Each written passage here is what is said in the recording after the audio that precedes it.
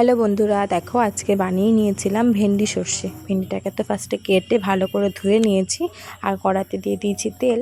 তেল দেওয়ার পরে তেলটাকে ভালো করে গরম করে নিয়ে দিয়ে দিয়েছি শুকনো লঙ্কা।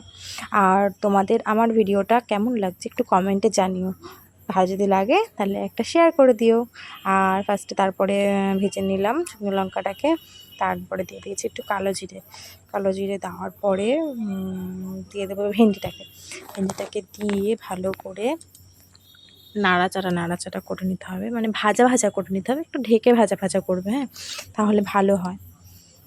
তারপরে দিয়ে দিয়েছিলাম হলুদ আর লবণ, দিয়ে সেটাকে নাড়াচাড়া করে তারপরে একটা মশলা বানিয়ে নিই।